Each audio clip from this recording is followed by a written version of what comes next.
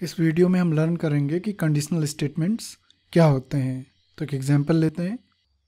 If I am elected then I shall uproot corruption.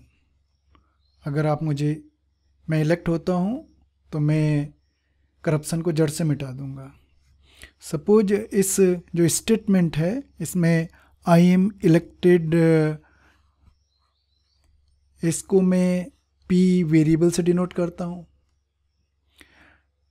और आई shall uproot corruption इसको मैं Q variable से denote करता हूँ। तो ये स्टेटमेंट बन गया हमारे पास इफ पी देन क्यू। इस इफ पी देन क्यू को हम सिंबल की फॉर्म में इस तरह से डिनोट करते हैं और इसको हम बोलते हैं ये कंडीशनल स्टेटमेंट है। कंडीशनल स्टेटमेंट इस वजह से कहते हैं कि अगर हम एग्जाम्पल को देखें तो ये जो P वाला पार्ट है इसको ये एक कंडीशन की तरह काम कर रहा है। अगर आप मुझे इलेक्ट करते हो then I will approve the corruption. That's why इसीलिए हम इस किस्म के स्टेटमेंट्स को कंडीशनल स्टेटमेंट कहते हैं। P को हम हाइपोथेसिस बोलते हैं, Q को हम कंक्लूजन बोलते हैं। ऑल्टरनेटिवली हम हाइपोथेसिस को एंटीसीडेंट या प्रेमिस भी बोलते हैं और कंक्लूजन को हम कंसीक्वेंस भी बोलते हैं। तो जो कंडीशनल स्टेटमेंट की फॉर्मल डेफिनेशन है वो ये है।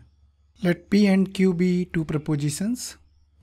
The conditional statement denoted by this notation is the proposition if P, then Q.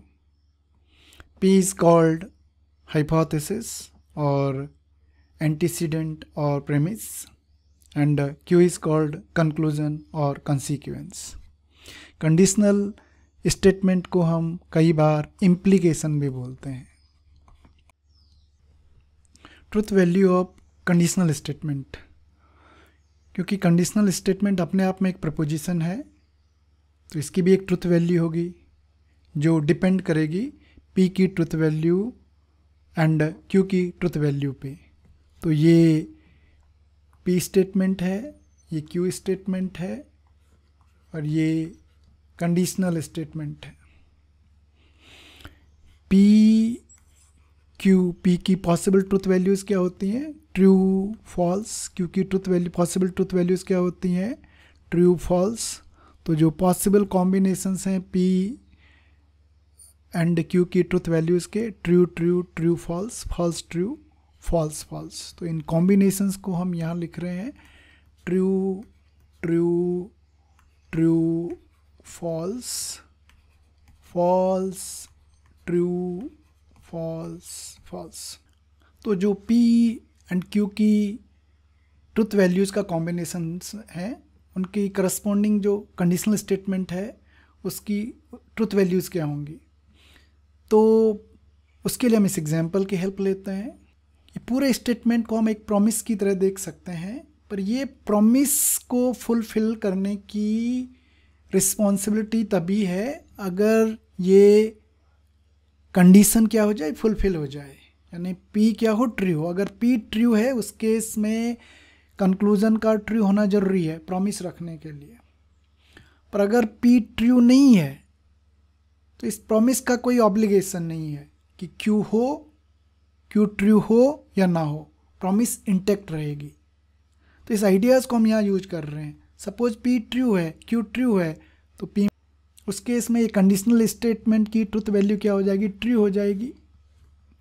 Second case P is true, condition fulfil हुई तो उस केस में प्रॉमिस रखने के लिए Q को भी ट्रू होना चाहिए। पर अगर Q फॉल्स हो गया इसका मतलब प्रॉमिस नहीं रखी गई, इसका मतलब प्रॉमिस की जो ट्रूथफुलनेस है वो क्या है, फॉल्स है।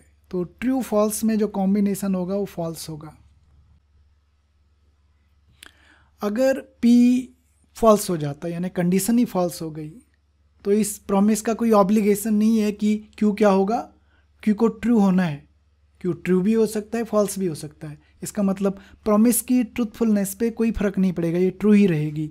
सो कंडीशन जब फॉल्स केसेस हैं आपकी जो कंक्लूजन है वो चाहे ट्रू हो या फॉल्स हो, कंडीशनल स्टेटमेंट ट्रू रहेगा।